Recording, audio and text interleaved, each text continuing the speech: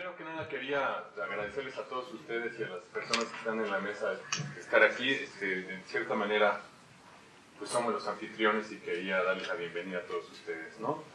La siguiente es empezar por una cosa muy sencilla, y es felicitar a las coordinadoras, a la doctora Elena Álvarez Bulla y Alma Piñeiro, ¿verdad? Sí. Nelson, por este espléndido trabajo, así como a los autores de los 17 capítulos que componen el libro.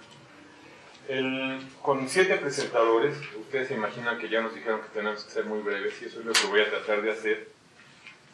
Y en mi intervención, en realidad voy a hablar muy poco del libro, solamente lo voy a tocar al final, y especialmente con el caso del maíz.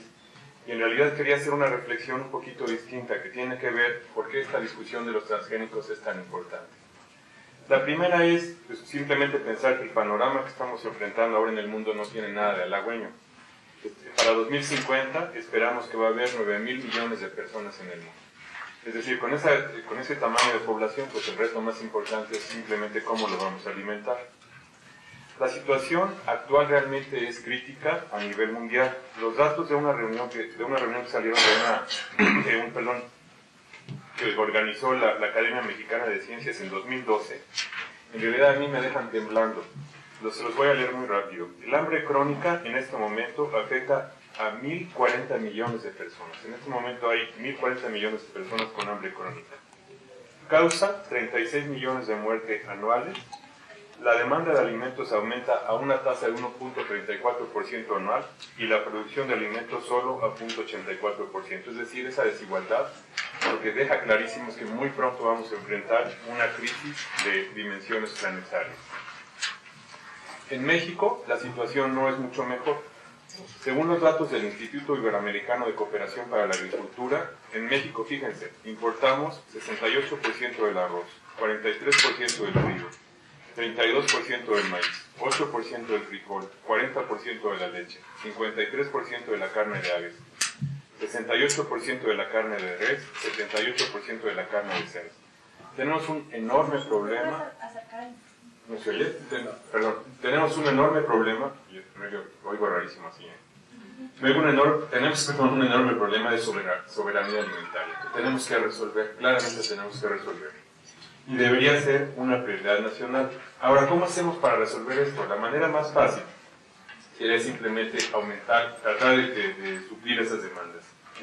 Lo que quiere decir que si le hacemos caso a la demanda de energía que tenemos ahora, junto con la de alimentos, lo que vamos a hacer inmediatamente es incrementar las presiones sobre el sistema natural que sustenta la vida en el planeta.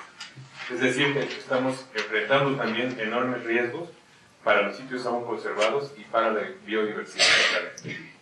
Entonces, pues no es muy sorprendente que estemos pensando en estas soluciones que podrían parecer incluso soluciones mágicas. Y déjenme que trate de abordar un poco sobre eso, porque no quiero ponerlo de esta forma maniquea de que hay tecnologías buenas y tecnologías malas. Entonces, la primera es que tenemos esta ilusión tecnológica, ¿no? Y creo que esa ilusión aparece en muchísimas discusiones que tienen que ver con el ambiente. Pareciera que los problemas del planeta los vamos a resolver a través de la tecnología, y quiero abundar un poco sobre esto.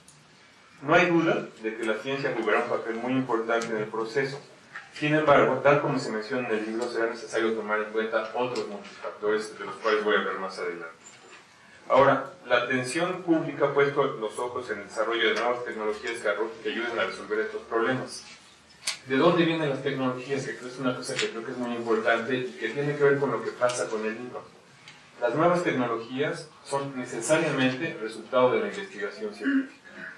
Ahora, sería necesario, cosa que creo que no está ocurriendo por lo menos de manera suficiente en el país, que hubiera múltiples, cuando digo múltiples quiero decir que debería estar repartido en muchos lugares de este país y obviamente del mundo, iniciativas de investigación en alimentos, agricultura, tecnología, agroecología, ecotécnicas. Es decir, cosas que realmente no estamos haciendo. A mí me sorprende mucho, por ejemplo, que las iniciativas de investigación en agronomía, en agroecología en la UNAM, en realidad son bastante pocas. Es una cosa que deberíamos impulsar con mucho entusiasmo. El país y las instituciones de educación superior deberían hacer un esfuerzo muy importante en desarrollar estos planes de estudio, que al final lo que vamos a hacer, planes de estudio y planes de investigación para formar los nuevos cuadros que estén enfocados con esto. ¿Por qué pienso esto? Necesitamos hacer investigación seria y rigurosa que permite evaluar los beneficios reales y los problemas económicos, sociales, ambientales, éticos asociados con el uso de estas tecnologías. Y cuando digo estas tecnologías, ustedes saben de qué estoy hablando, y adrede no he tocado el tema, ¿no? Que es una cosa que me parece que me da oportunidad para mencionar el libro. Si se dan cuenta ustedes, el libro lo que nos permite es democratizar la información científica. Es decir, tenemos un documento que permite que la gente evalúe en su justa medida qué significa liberar maíz transgénico en México. Al final voy a revisar un poco a eso. Desafortunadamente, ya lo mencioné, se han hecho muy pocos esfuerzos institucionales encaminados a cumplir con esta importante tarea. Esta actividad es fundamental para evaluar, ya lo dije, los beneficios y los problemas asociados con la comercialización de los organismos genéticamente modificados, pero también serviría como un mecanismo, también ya lo dije, para democratizar la información científica que permitirá tener una sociedad informada, cosa que es importantísima. Con motivo de esto, la doctora Elena Álvarez Bullo me pidió hace muy poco tiempo que tratara de hacer una presentación sobre esto, y quise ver cuál era el estado del arte, ¿no?, por decirlo de alguna manera. Y me encontré con este documento que en realidad es muy interesante, un reporte del Consejo de Ciencia y Tecnología de Gran Bretaña, que originalmente realizó la Royal Society en 2009 y lo actualizaron y acaba de salir en marzo del 2014.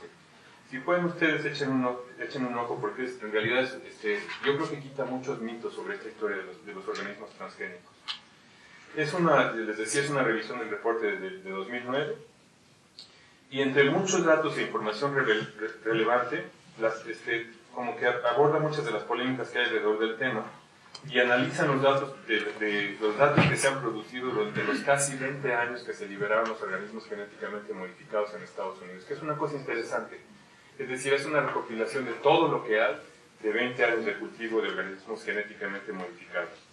Me llamó mucho la atención, en el 94 fueron los primeros en Estados Unidos con el tomate y en el 98 con España el maíz.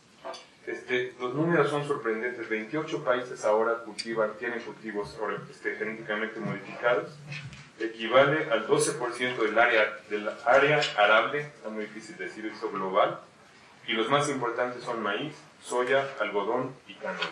Entonces digamos que tenemos el área dedicada a cultivos transgénicos se duplica cada 5 años. Entonces es una cosa que está ocurriendo muy rápido y nosotros deberíamos tener una postura muy clara con respecto a esto, ¿no? Me gustó mucho lo que dice el reporte, porque ahí se menciona que tenemos que ser muy cuidadosos cuando hablamos de organismos genéticamente modificados y verlo de una manera muy idiosincrática. Es decir, depende del cultivo, depende del contexto, depende del ambiente, depende de qué consiste la modificación y la situación social y económica en la que se están liberando. Entonces necesitaríamos datos también así, idiosincráticos, asociados con cada cultivo, en cada lugar, en cada sociedad. Cosa que prácticamente no tenemos, hay muy poco. De esta manera, el beneficio o el costo, expresado en términos económicos, sociales, sobre la salud, el ambiente, debe analizarse muy en el contexto que les decía, ambiental, y ver exactamente qué modificación y con qué propósito se hizo, ¿no?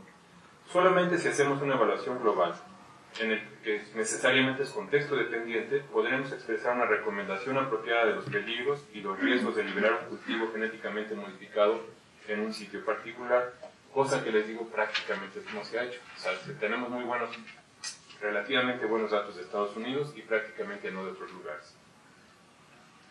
El reporte señala que desafortunadamente tanto la investigación básica como las pruebas de campo son carísimas, y esto creo que es muy importante y tiene que ver con el contexto de lo que estamos hablando hoy. Desarrollar la investigación y hacer las pruebas en el campo es tan caro que solamente muy poquitos protagonistas lo pueden hacer. Ustedes saben a qué me refiero, es decir, solamente grandes compañías pueden emprender estos grandes gastos.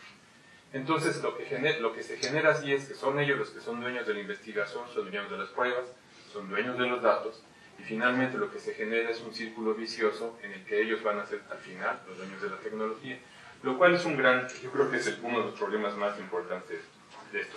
Entonces, yo creo que una conclusión importante que sale de esto es la necesidad, y yo creo que sí es una necesidad de que los gobiernos, las instituciones de educación superior se hagan dueños de esto, que sean ellos los que hacen la investigación, que sean ellos los que hacen las pruebas, y que vean si es apropiado o no es apropiado liberar organismos transgénicos en una situación particular. Ahora, El problema es muy complejo, no solamente estamos hablando de esta tecnología relacionada con organismos genéticamente modificados, estamos hablando de problemas de gobernanza, de reglamentación adecuada y además que no solamente de que exista la reglamentación, sino de que se cumpla. Estamos hablando de técnicas alternativas como la genómica, que es una gran promesa, investigación en alternativas verdes y específicas de herbicidas y pesticidas, importantísimo la ciencia del suelo que está medio abandonada en el país, y también cosas relacionadas con el uso del agua. Es decir, necesitamos desarrollar investigación de primera en todas esas áreas. Y finalmente, no sé si Mariana me regañó, ya me tardé mucho, no tengo idea de cuánto he tardado, pero voy a terminar ya. Regreso al libro que quisiera regresar. Si a mí me preguntan, y lo quiero decir así de claro, porque además sé que van a abundar los demás personas, si deberíamos liberar el cultivo de maíz transgénico en México, la respuesta es contundente, no, por las razones que estoy seguro van a decir ahora. El libro me gusta mucho porque está lleno de razones para no hacerlo: 60 razas, centro de origen y domesticación, 7000 años de tradición, es decir, no hay razones para liberar el maíz transgénico aquí. No voy a abundar mucho porque sé que los demás lo van a tocar, pero quería poner este contexto y simplemente quitarle probablemente el misticismo, medio maniqueo a los organismos genéticamente modificados, que son malísimos o son buenísimos, depende de la situación, pero si estamos hablando del maíz en México, debería ser un